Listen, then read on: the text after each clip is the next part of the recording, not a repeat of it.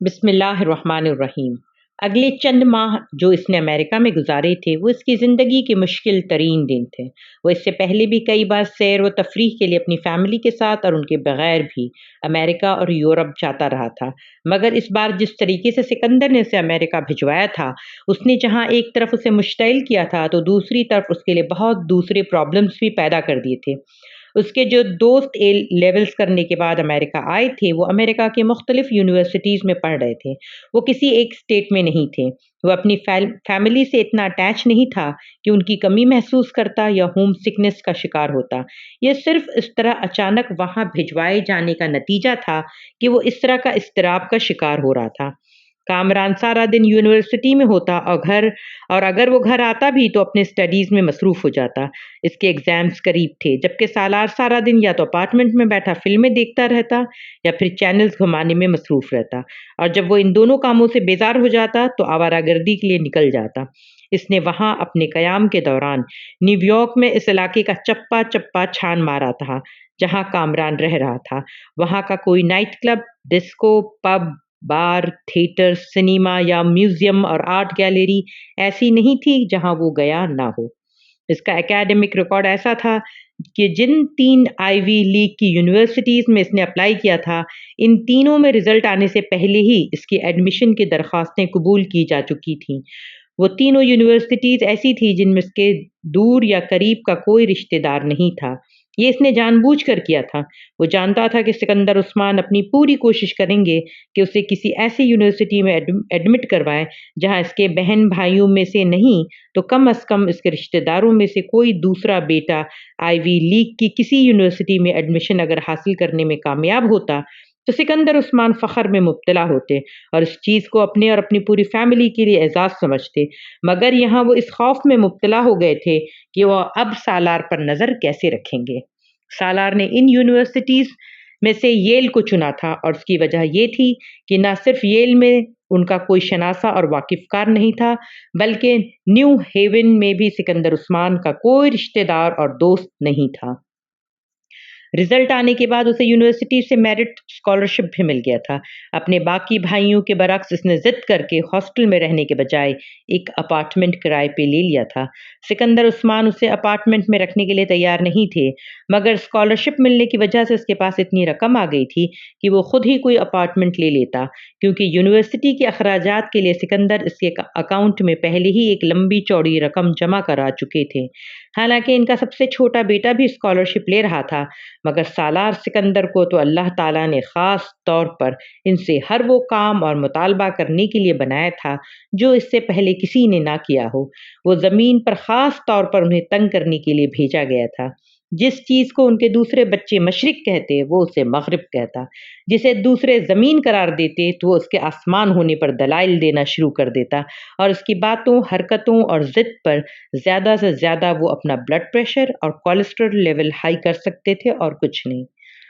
New heaven جانے سے پہلے سکندر اور طیبہ اس کے لیے خاص طور پر پاکستان سے امریکہ آئے تھے۔ وہ کئی دن تک اسے سمجھاتے رہے، جنہیں وہ اطمینان سے ایک کان سے سن کر دوسرے کان سے نکالتا رہا۔ وہ کئی سالوں سے نصیحتیں سننے کا عادی تھا، اور عملی طور پر وہ نصیحتیں اب اس پر قطعی کوئی اثر نہیں کرتی تھیں۔ دوسری طرف سکندر اور طیبہ واپس پاکستان جاتے ہوئے بے حد فکر مند بلکہ کسی حد تک خوف زدہ بھی تھے۔ وہ ییل سے فائنانس میں MBA کرنے آیا تھا، اور اس نے وہاں آنے کے چند ہفتوں کے اندر ہی اپنی غیر معمولی صلاحیتوں کو ظاہر کرنا شروع کر دیا تھا۔ پاکستان میں جن اداروں میں وہ پڑھتا رہا تھا اگرچہ وہ بہت اچھے تھے، مگر وہاں تعلیم اس کے لیے کیک واک تھی۔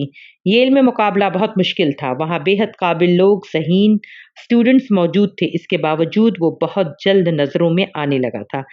اس میں اگر ایک طرف اس کی غیر معمولی ذہنی صلاحیتوں کا دخل تھا تو دوسری طرف اس کے رویے کا بھی، کہ ایشین اسٹوڈنٹس والی روایتی ملنساری اور خوش اخلاقی اس میں بھی مفقود تھی۔ اس میں لحاظ اور مروت بھی نہیں تھی، اور نہ ہی وہ احساس کمتری اور مرعوبیت تھی جو ایشین اسٹوڈنٹس امریکہ اور یورپ کی یونیورسٹیز میں فطری طور پر لے کر آتے ہیں۔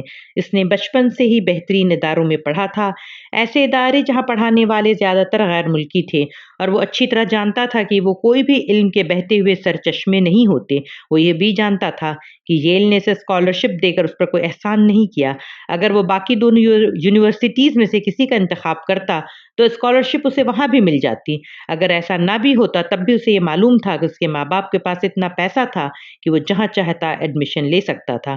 اگر اپنی فیملی بیک گراؤنڈ، اسٹیٹس اور قابلیت کا زوم نہ ہوتا تب بھی سالار سکندر اس قدر تلخ اور الگ تھلگ قسم کی نیچر رکھتا تھا کہ وہ کسی کو اپنی خوش اخلاقی کے جھوٹے مظاہرے سے متاثر نہیں کر سکتا تھا۔ رہی صحیح کسر اس کے آئی کیو لیول نے پوری کر دی تھی۔ شروع کے چند ہفتوں میں ہی اس نے اپنے پروفیسرز اور کلاس فیلو کی توجہ اپنی طرف منتقل کروا لی، اور یہ بھی پہلی بار نہیں ہوا تھا۔ وہ بچپن سے تعلیمی اداروں میں سے اسی قسم کی توجہ حاصل کر لیا کرتا تھا۔ وہ ایسا اسٹوڈنٹس نہیں تھا جو فضول باتوں پر بحث کرتا۔ اس کے سوال ہی اس طرح کے ہوتے تھے کہ اس کے اکثر پروفیسرز کو فوری طور پر ان کا جواب دینے میں دشواری ہوتی۔ جواب غیر تسلی بخش بھی ہوتا، تب وہ یہ جتاتا نہیں تھا کہ صرف خاموش ہو جاتا تھا، مگر وہ یہ تاثر بھی نہیں دیتا تھا کہ وہ مطمئن ہو گیا تھا یا اس جواب کو تسلیم کر رہا تھا۔ وہ بحث صرف ان پروفیسر کے ساتھ کرتا تھا جن کے بارے میں اسے یقین ہوتا کہ وہ ان سے واقعی کچھ نہ کچھ سیکھے گا، یا جن کے پاس صرف روایتی یا کتابی علم نہیں تھا۔ پڑھائی وہاں سے بھی اس کے لیے بہت مشکل نہیں تھی، اور نہ ہی اس کا سارا وقت پڑھائی میں گزرتا تھا۔ پہلے کی نسبت اسے کچھ زیادہ وقت دینا پڑتا تھا، مگر اس کے باوجود وہ اپنے لیے اور اپنی سرگرمیوں کے لیے وقت نکال لیا کرتا تھا۔ وہ وہاں کسی ہوم سکنس کا بھی شکار نہیں تھا۔ 24 گھنٹے پاکستان کو یاد کرتے رہنا، یا پاکستان کے ساتھ اس طرح کے عشق میں مبتلا ہونا کہ ہر وقت اس کے کلچر کی ضرورت اور اہمیت کو محسوس کرنا، اور نہ ہی امریکہ اس کے لیے کوئی نئی اور اجنبی جگہ تھی۔ اس لیے اس نے وہاں موجود پاکستانیوں کو تلاش کرنے اور ان کے ساتھ روابط بڑھانے کی دانستہ طور پر کوئی کوشش نہیں کی، مگر وقت گزرنے کے ساتھ ساتھ وہ خود بخود وہاں موجود کچھ پاکستانیوں سے اس کی شناسائی ہو گئی۔ یونیورسٹی کی دوسری بہت سی سوسائٹیز، ایسوسی ایشنز اور کلبز میں اس کی دلچسپی تھی، اور اس کے پاس ان کی ممبرشپ بھی تھی۔ پڑھائی سے فارغ ہونے کے بعد وہ اپنا زیادہ تر وقت بیکار پھرنے میں ضائع کرتا تھا، خاص طور پر weekend, cinema, clubs, discos, theatre. اس کی زندگی انہی چاروں کے درمیان تقسیم شدہ تھی۔ ہر نئی فلم، ہر نیا سٹیج پلے، ہر نیا کنسرٹ اور کوئی بھی نئی انسٹرومنٹل پرفارمنس وہ نہیں چھوڑتا، یا پھر ہر نیا چھوٹا بڑا ریسٹورنٹ، مہنگے سے مہنگا اور سستے سے سستا۔ اسے ہر ایک کے بارے میں مکمل معلومات تھی، اور اس سب کے درمیان وہ ایڈونچر اس کے ذہن میں اب تک تھا جس کی وجہ سے وہ امریکہ میں موجود تھا۔ سکندر کو اس کے نکاح کا پتہ کب چلا تھا، کیسے چلا تھا، سالار نے جاننے کی کوشش نہیں کی، مگر وہ اندازہ کر سکتا تھا کہ سکندر عثمان کو اس کے بارے میں کیسے پتہ چلا ہوگا۔ یہ حسن یا ناصرہ نہیں تھے جنہوں نے سکندر عثمان کو سالار اور امامہ کے بارے میں بتایا ہوگا۔ وہ ان کی طرف سے مطمئن تھا یہ خود امامہ ہی ہوگی جس نے اسے فون پر بات کرنے کے بعد یہ سوچا ہوگا کہ اس کے بجائے سکندر عثمان سے ساری بات کی جائے، اور اس نے یقیناً ایسا ہی کیا ہوگا، اس لیے دوبارہ سالار سے رابطہ نہیں کیا۔ سکندر نے اس سے رابطہ کرنے کے بعد ہی اس کے کمرے کی تلاشی لے کر وہ نکاح نامہ برآمد کر لیا تھا، مگر یہ سب کب ہوا تھا؟ وہ سوال تھا جس کا جواب وہ نہیں ڈھونڈ پا رہا تھا۔ جو بھی تھا، امامہ کے لیے اس کی ناپسندیدگی میں پاکستان سے امریکہ آتے ہوئے کچھ اور اضافہ ہو گیا۔ یکی بعد دیگرے وہ اس کے ہاتھوں زک اٹھانے پر مجبور ہوا تھا، اور اب پچھتا رہا تھا کہ اس نے اس تمام معاملے میں امامہ کی مدد کیسے کی۔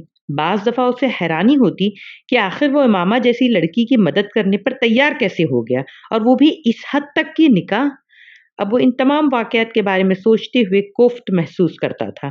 آخر میں نے اس کی مدد کیوں کی، جب مجھے جو کرنا چاہیے تھا وہ یہ تھا کہ اس کے رابطہ کرنے پر میں وسیم کو، اس کے والدین کو، یا خود اپنے والدین کو اس سارے معاملے کے بارے میں بتا دیتا، پھر جلال کے بارے میں انہیں بتا دیتا، پھر اس کے کہنے پر اس کے ساتھ سرے سے نکاح ہی نہیں کرتا، یا اسے گھر سے فرار ہونے میں تو کبھی اس کی مدد بھی نہیں کرتا۔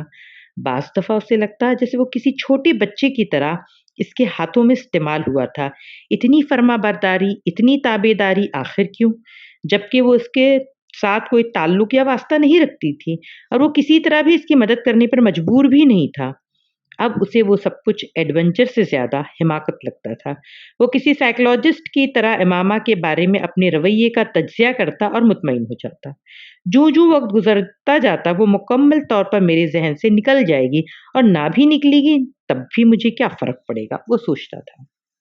وقت گزرنے کے ساتھ ساتھ اس کے یہاں پہ حلقہ احباب میں اضافہ ہونے لگا، اور اسی حلقہ احباب میں ایک نام سعد کا تھا۔ اس کا تعلق کراچی سے تھا۔ سالار کی طرح وہ بھی امیر کبیر گھرانے سے تعلق رکھتا تھا، مگر سالار کے برعکس اس کا گھرانہ خاصا مذہبی تھا۔ یہ سالار کا اندازہ تھا۔ سعد کی حص مزاح یعنی ہیومر بہت اچھا تھا اور بہت ہینڈسم بھی تھا۔ نیو ہیون میں ایک امریکی دوست کے توسط سے اس کی ملاقات سعد سے ہوئی، اور وہ اسی کی طرف دوستی میں پہل کرنے والا سعد ہی تھا۔ سالار نے اس دوستی کو قبول کرنے میں قدرے تامل کیا، کیونکہ اسے یوں لگتا تھا جیسے سعد اور اس کے درمیان کچھ بھی مشترک نہیں ہے۔ سعد وہاں سے ایم فل کر رہا تھا، سالار کے برعکس وہ پڑھائی کے ساتھ جاب بھی کرتا تھا۔ اس کا حلیہ اس کے مذہب سے جذباتی وابستگی بتانے کے لیے کافی تھا۔ اس نے داڑھی رکھی ہوئی تھی اور مذہب کے بارے میں اس کا علم بہت زیادہ تھا۔ سالار نے زندگی میں پہلی بار کسی ایسے شخص سے دوستی کی تھی جو مذہبی تھا۔ سعد 5 وقت کی نماز پڑھتا تھا اور دوسروں کو بھی اس کے لیے کہتا رہتا۔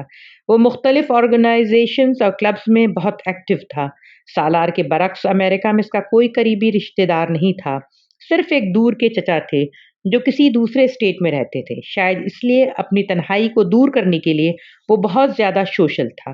سالار کے برعکس وہ اپنے بہن بھائیوں میں سب سے چھوٹا تھا، اور شاید لاڈ و پیار بھی تھا جس سے اس کے والدین نے اسے اتنی دور تعلیم کے لیے بھیج دیا تھا، ورنہ اس کے باقی دونوں بھائی سعد کے والد کے ساتھ گریجویشن کے بعد بزنس میں شریک ہو گئے تھے۔ وہ بھی ایک اپارٹمنٹ کرائے پر لے کر رہتا تھا، مگر اس کے ساتھ اس اپارٹمنٹ میں 4 اور لوگ بھی رہتے تھے۔ ان 4 میں سے 2 عرب اور ایک بنگلہ دیشی کے علاوہ ایک اور پاکستانی تھا۔ وہ تمام سٹوڈنٹس تھے۔ سعد پہلے ہی ملاقات میں سالار سے بہت بے تکلف ہو گیا۔ سالار کے امریکی دوست جیف نے جب سعد کو سالار کی اکیڈمک کامیابیوں کے بارے میں بتایا تو ہر ایک کی طرح سعد بھی متاثر ہوئے بغیر نہیں رہ سکا۔ سالار کو سعد کا چہرہ دیکھ کر اور خاص طور پر اس کی داڑھی دیکھ کر ہمیشہ جلال کا خیال آتا تھا۔ داڑھی کی وجہ سے دونوں میں عجیب سی مماثلت اور مشابہت نظر آتی۔ کئی بار دوسرے دوستوں کے علاوہ سعد بھی ویکینڈز پر اس کے ساتھ ہوتا۔ تم مسلمان ہو لیکن مذہب کی سرے سے پابندی نہیں کرتے، سعد نے ایک دفعہ سالار سے کہا۔ اور تم ضرورت سے زیادہ مذہبی ہو، سالار نے جواباً کہا۔ کیا مطلب؟ مطلب یہ کہ جس طرح تم 5 وقت کی نمازیں پڑھتے ہو اور ہر وقت اسلام کی باتیں کرتے رہتے ہو، کچھ اوور ایکٹنگ ٹائپ چیز ہو جاتی ہے، سالار نے بڑی صاف گوئی کے ساتھ کہا۔ تم تھکتے نہیں ہو ہر وقت نمازیں پڑھ پڑھ کر؟ یہ فرض ہے، اللہ کی طرف سے ہمیں حکم دیا گیا ہے کہ ہم اس کی عبادت کریں، اسے ہر وقت یاد رکھیں، سعد نے زور دیتے ہوئے کہا۔ سالار نے ایک جمع ہی لی۔ تم بھی عبادت کیا کرو، آخر تم بھی مسلمان ہو، سعد نے اس سے کہا۔ میں جانتا ہوں، اور عبادت نہ کرنے سے کیا میں مسلمان نہیں رہوں گا، اس نے کچھ تیکھے لہجے میں سعد سے کہا۔ صرف نام کا مسلمان بن کر زندگی گزارنا چاہتے ہو تم؟ سعد پلیز اس قسم کی فضول ٹاپک پر بات مت کرو۔ میں جانتا ہوں تمہیں مذہب میں دلچسپی ہے، مگر مجھے نہیں ہے۔ بہتر ہے کہ ہم ایک دوسرے کی رائے اور جذبات کا خیال رکھیں، ایک دوسرے پر کچھ ٹھونسنے کی کوشش نہ کریں۔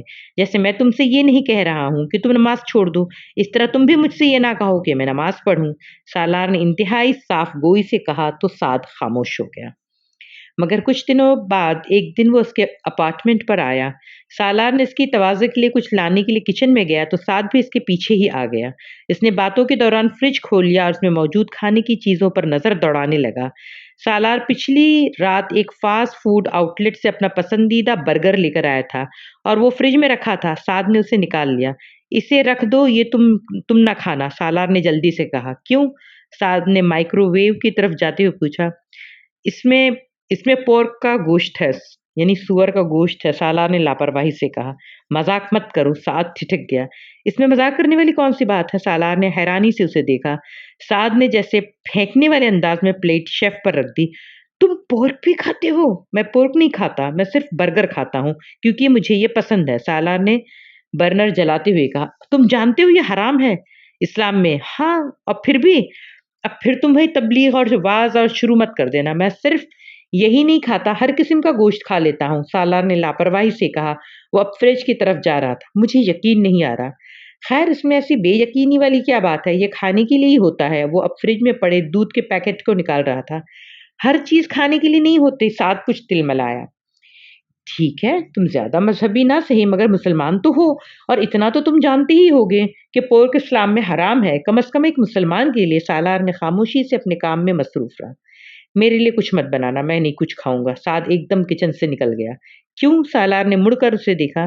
سعد واش بیسن کے سامنے کھڑا صابن سے ہاتھ دھو رہا تھا۔ کیا ہوا؟ سالار نے اسے قدرے حیرانی سے کہا۔ سعد نے جواب میں کچھ نہیں کہا، وہ اسی طرح کلمہ پڑھتے ہوئے ہاتھ دھوتا رہا۔ سالار چبھتی ہوئی نظروں سے اسے ہونٹ بھیجے اسے دیکھتا رہا۔ ہاتھ دھونے کے بعد اس نے سالار سے کہا، میں تو اس فریج میں رکھی ہوئی کوئی چیز نہیں کھا سکتا، بلکہ تمہارے برتنوں میں بھی نہیں کھا سکتا۔ اگر تم یہ برگر کھا لیتے ہو تو اور بھی کیا کچھ نہیں کھا لیتے ہوگے۔ چلو باہر چلتے ہیں، وہیں جا کر کچھ کھاتے ہیں۔ یہ بہت انسلٹنگ ہے، سالار نے قدرے ناراضی سے کہا۔ نہیں، انسلٹ والی تو کوئی بات نہیں ہے، بس میں حرام شے کو نہیں کھاتا اور تم اس معاملے میں پرہیز کے عادی نہیں ہو، سعد نے کہا۔ میں تمہیں یہ گوشت کھلانے کی کوشش بھی نہیں کی، تم نہیں کھاتے اس لیے تو میں نے وہ برگر پکڑتے ہی تمہیں منع کر دیا، سالار نے کہا۔ مگر تم کو شاید کوئی فوبیا ہو گیا ہے، تم اس طرح ریئیکٹ کر رہے ہو جیسے میں نے اپنے پورے فلیٹ میں اس جانور کو پالا ہو۔ ارے وہ رات دن انہی کے ساتھ رہتا ہوں۔ سالار ناراض سا ہو گیا۔ چلو باہر چلتے ہیں، سعد نے کہا۔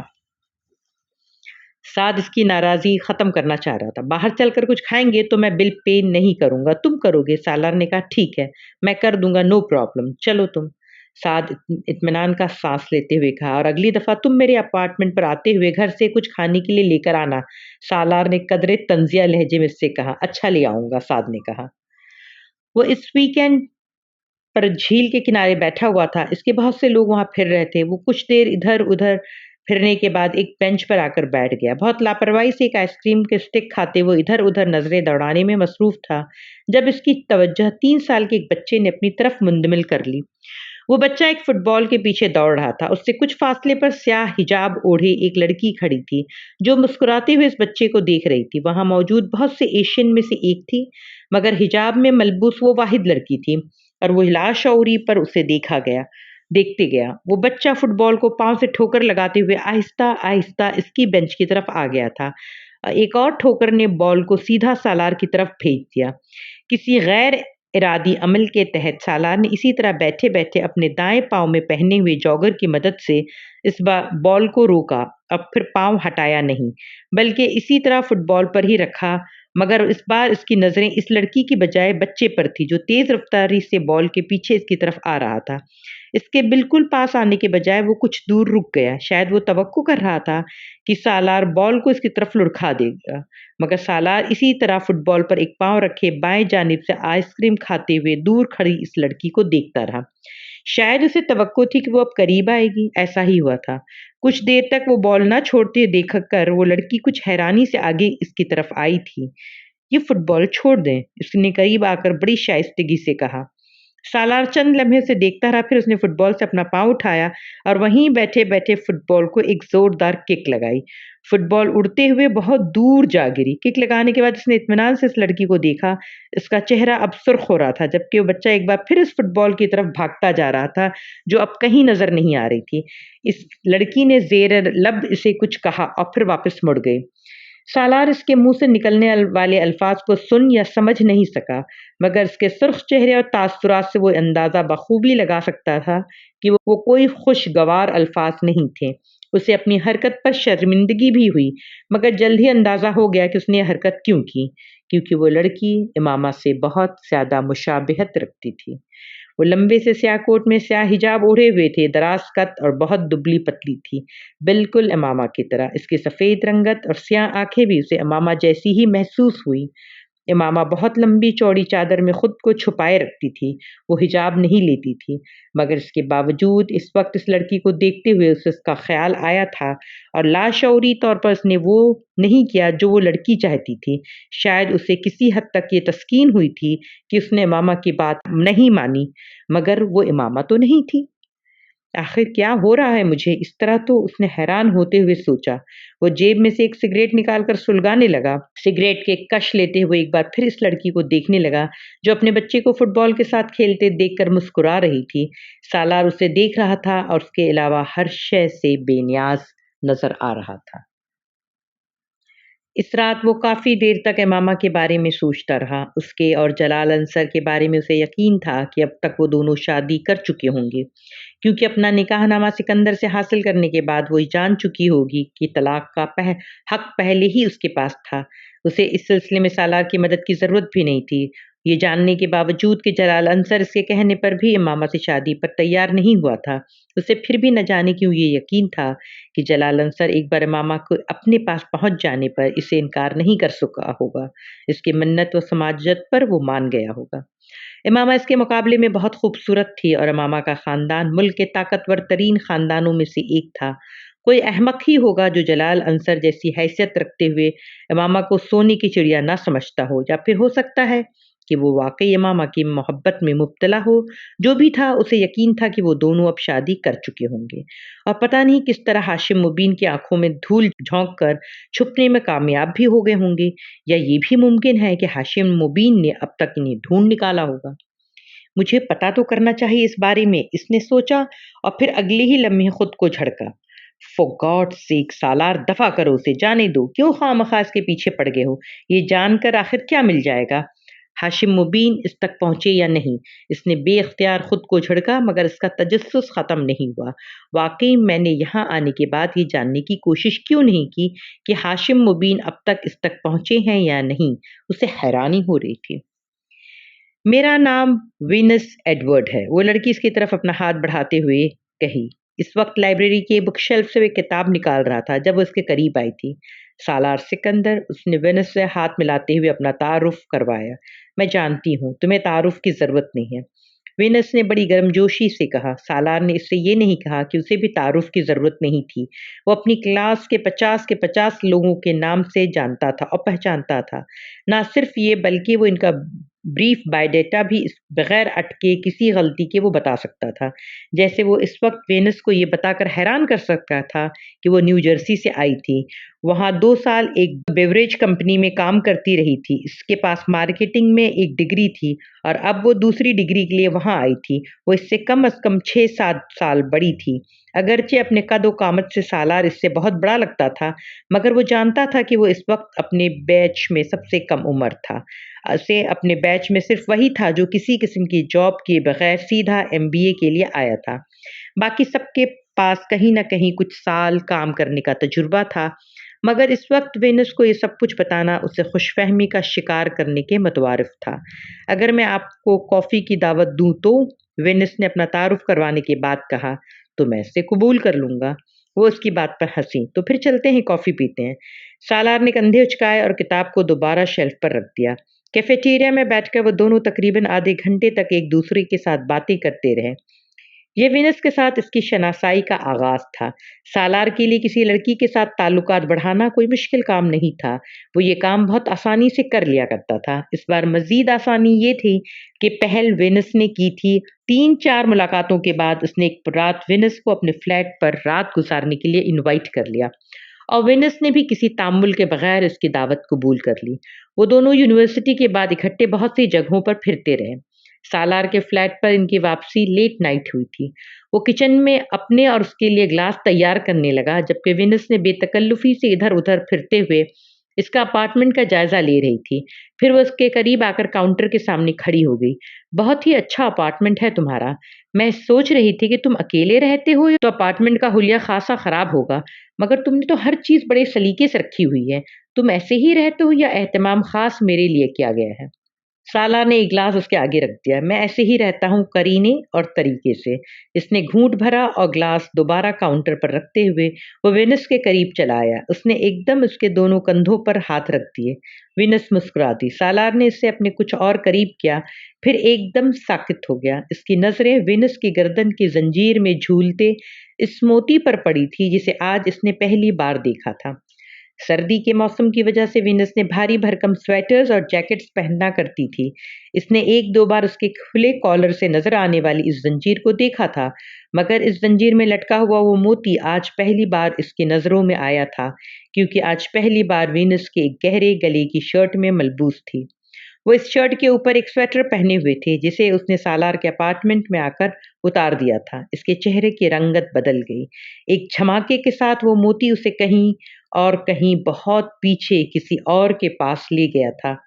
مسح کرتے ہاتھ اور انگلیاں، ہاتھ اور کلائی، کلائی سے کہنی کا سفر، انگلیاں آنکھوں سے پیشانی، پیشانی سے سفید چادر کے نیچے سیاہ بالوں پر پھسلتے ہوئے ہاتھ۔ امامہ کی گردن کے گرد موجود زنجیر تنگ تھی، اس میں لٹکنے والا موتی اس کی ہنسلی کی ہڈی کے بالکل ساتھ جھولتا تھا۔ زنجیر تھوڑی سی بھی اگر لمبی ہوتی تو وہ اسے دیکھ نہ پاتا۔ اس رات وہ بہت تنگ گلے کی شرٹ اور سویٹر میں ملبوس تھی۔ اس موتی کو دیکھتے ہوئے کچھ دیر کے لیے وہ مفلوج ہو گیا۔ وہ اسے کس وقت یاد آئی تھی؟ اس نے موتی سے نظریں چرانے کی کوشش کی۔ وہ اپنی رات خراب نہیں کرنا چاہتا تھا۔ اس نے وینس کو دیکھ کر دوبارہ مسکرانے کی کوشش کی۔ وہ اس سے کہہ رہی تھی، مجھے تمہاری آنکھیں بہت خوبصورت لگتی ہیں، مجھے تمہاری آنکھوں سے گھن آتی ہے۔ کسی آواز نے ایک چابک مارا اور اس کے چہرے کی مسکراہٹ ایک دم غائب ہو گئی۔ وینس اس کے وجود سے اپنے بازو ہٹاتے ہوئے وہ چند قدم پیچھے مڑا اور کاؤنٹر پر پڑا ہوا گلاس اٹھا لیا۔ وینس ہکا بکا اسے دیکھ رہی تھی۔ کیا ہوا؟ وہ چند قدم آگے بڑھائی اور اس کے کندھے پر ہاتھ رکھتے ہوئے کچھ تشویش سے پوچھا۔ سالار نے کچھ کہے بغیر ایک ہی سانس میں گلاس خالی کیا۔ وینس اس کے جواب نہ دینے پر اب کچھ الجھے ہوئے انداز میں اسے دیکھ رہی تھی۔ وینس میں اس کی دلچسپی ختم ہونے میں صرف چند منٹ لگے تھے۔ وہ نہیں جانتا تھا کہ اسے کیوں اس کے وجود سے الجھن ہونے لگی تھی۔ وہ پچھلے 2 گھنٹے ایک نائٹ کلب میں اس کے ساتھ ڈانس کرتا رہا تھا اور وہ اس کے ساتھ بے حد خوش تھا، اور اب چند منٹوں میں؟ سالار نے اپنے کندھے جھٹکے اور سنک کی طرف چلا گیا۔ وہ اپنا گلاس دھونے لگا۔ وینس دوسرا گلاس لے کر اس کے پاس چلی آئی۔ سالار نے اس سے گلاس لے لیا اور اب وہ اپنے سینے پر دونوں بازو لپیٹے اس کے پاس کھڑی دیکھتی رہی۔ سالار کو اس کی نظروں سے جھنجھلاہٹ ہو رہی تھی۔ میری طبیعت کچھ ٹھیک نہیں ہے۔ گلاس کو شیلف پر رکھتے ہوئے اس نے وینس سے کہا۔ وہ حیرانی سے اسے دیکھنے لگی۔ وہ بالواسطہ طور پر اسے وہاں جانے کے لیے کہہ رہا تھا۔ وینس کے چہرے کا رنگ بدل گیا۔ سالار کا رویہ بے حد توہین آمیز تھا۔ وہ چند لمحے اسے گھورتی رہی، پھر تیزی سے اپنا سویٹر اور بیگ اٹھا کر اپارٹمنٹ کا دروازہ دھماکے سے بند کر کے باہر نکل گئی اور وہ دونوں ہاتھوں سے اپنا سر پکڑ کر صوفے پر بیٹھ گیا۔ وینس اور امامہ میں کوئی قسم کی کوئی مشابہت نہیں تھی۔ دونوں کی گردنوں میں موجود موتی بھی بالکل ایک جیسا نہیں تھا۔ اس کے باوجود اس وقت اس کی گردن اور گردن میں جھولتے اس موتی کو دیکھ کر اسے بے اختیار وہ یاد آئی تھی۔ کیوں؟ اب پھر کیوں؟ آخر اس وقت کیوں؟ وہ بے حد مشتعل ہو رہا تھا۔ اس کی وجہ سے اس کی رات خراب ہو گئی تھی۔ اس نے سینٹر ٹیبل پر پڑا ہوا ایک کرسٹل کا گلدان اٹھایا اور پوری قوت سے دیوار پر دے مارا۔ ویکینڈ کے بعد وینس سے اس کی دوبارہ ملاقات ہوئی، لیکن اس سے بڑے روکھے اور اکھڑے ہوئے انداز میں ملا۔ یہ اس تعلقات شروع کرنے سے پہلے ہی ختم کرنے کا واحد راستہ تھا۔ اسے ہر اس عورت سے جھنجھلاہٹ ہوتی جو اسے کسی بھی طرح سے امامہ کی یاد دلاتی، اور وینس ان عورتوں میں شامل ہو گئی تھی۔ وینس جو اس کی طرف سے کسی معذرت اور اگلی دعوت کا انتظار کر رہی تھی، وہ اس کے رویے سے بری طرح دل برداشتہ ہوئی۔ ییل میں یہ اس کا پہلا افیئر تھا۔ اگلے چند ماہ وہ پڑھائی میں بے حد مصروف رہا، اتنا مصروف کہ ماما کو یاد رکھنے، اس کے بارے میں معلومات حاصل کرنے کی کوشش کو کل پر ٹالتے رہا، اور شاید یہ سلسلہ ابھی چلتا رہتا اگر اس شام اچانک اس کی ملاقات جلال انصر سے نہ ہوتی۔ وہ ویکینڈ پر بوسٹن گیا ہوا تھا جہاں اس کے چچا رہتے تھے، وہاں اپنی کزن کی شادی اٹینڈ کرنے آیا تھا۔ اس شام سالار نے اپنے کزن کے ہمراہ تھا جو ایک ریسٹورنٹ چلا رہا تھا۔ وہاں کھانا کھانے آیا ہوا تھا۔ اس کا کزن آرڈر دینے کے بعد کسی کام سے اٹھ کر گیا۔ سالار کھانے کا انتظار کر رہا تھا جب کسی نے اس کا نام لے کر پکارا، ہیلو۔ سالار بے اختیار مڑ کر پیچھے دیکھا۔ آپ سالار ہیں؟ اس آدمی نے پوچھا۔ وہ جلال انصر تھا۔ اسے پہچاننے میں لہجہ بھر کا وقت کیونکہ اس کے چہرے سے اب داڑھی غائب تھی۔ سالار نے کھڑے ہو کر اس سے ہاتھ ملایا۔ 1 سال پہلے کا ایڈونچر ایک بار پھر اس کی آنکھوں کے سامنے گھوم گیا۔ رسمی علیک سلیک کے بعد اس نے جلال کو رسمن کھانے کی دعوت دی۔ نہیں، مجھے ذرا جلدی ہے، بس آپ پر اتفاقاً نظر پڑ گئی تو آ گیا، جلال نے اپنی گھڑی پر نظر ڈالتے ہوئے کہا۔ امامہ کیسی ہے؟ جلال نے بات کرتے کرتے اچانک کہا، اور سالار کو لگا کہ اس کا سوال ٹھیک سے سن نہیں سکا۔ سوری، اس نے معذرت خواہانہ انداز میں استفسار کیا۔ جلال نے اپنا سوال دہرایا۔ میں امامہ کا پوچھ رہا تھا، وہ کیسی ہے؟ سالار پلکیں جھپکائے بغیر اسے دیکھتا رہا۔ وہ امامہ کے بارے میں اس سے کیوں پوچھ رہا تھا؟ مجھے نہیں پتا، یہ تو آپ کو پتا ہونا چاہیے، اس نے کچھ الجھے ہوئے انداز میں کندھے جھٹکتے ہوئے کہا۔ इस बार जलाल हैरान हुआ। मुझे किस लिए? क्योंकि वो आपकी बीवी है। मेरी बीवी? जलाल को जैसे करंट लगा। आप क्या कह रहे हैं? मेरी बीवी कैसे हो सकती? मैंने तो उससे शादी से इनकार कर दिया था। आप अच्छी तरह जानते हैं, 1 साल पहले आप ही तो आए थे इस सिलसिले में मुझसे बात करने के लिए। जलाल ने उसे कुछ याद दिलाया। मैंने तो आपसे ये भी कहा था कि आप खुद से शादी कर लें। जलाल ने उसे कुछ और याद दिलाया। मैंने तो आपसे ये भी कहा था कि सालार आप उससे शादी कर लें। सालार भी यकीनी से उससे देखता रहा। मैं तो ये सोचकर आपके पास आया था कि शायद आपने इससे शादी कर ली होगी। अब वो वजाहत पेश कर रहा था। आपने इससे शादी नहीं की? सालार ने पूछा। नहीं, आपसे तो सारी बात हुई थी, मैंने इनकार कर दिया था, फिर इससे मेरी शादी कैसे हो सकती थी? फिर मैंने सुना कि वो घर से कहीं चली गई। मैंने सोचा कि वो आपके साथ कहीं चली गई होगी, इसलिए तो आपको देखकर आपकी तरफ आया था। मैं नहीं जानता कि वो कहाँ है, मैं तो पिछले 7-8 माह से यहीं हूँ, सालार ने कहा। और मुझे यहाँ आए हुए 2 माह हुए, जलाल ने बताया। मुझसे मुलाकात के बाद इसने दोबारा आपसे राब्ता या मुलाकात करने की कोशिश की थी? सालार ने कुछ उलझे अंदाज में पूछा। नहीं, वो मुझसे नहीं मिली।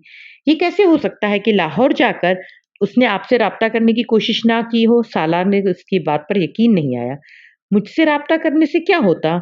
आपके लिए तो वो घर से निकली थी, आप उसको आपके पास जाना चाहिए था। नहीं, वो मेरे लिए घर से नहीं निकली थी। आप अच्छी तरह जानते हैं कि मैंने उसे बता दिया था कि मैं शादी नहीं कर सकता। फिर आप ये मत कहें कि वो मेरे लिए घर से निकली थी। जलाल के लहजे में अचानक कुछ तब्दीली आ गई। सारी बात आप ही से तो हुई थी। क्या आप वाक़ई सच कह रहे हैं कि वो दोबारा आपके पास नहीं गई?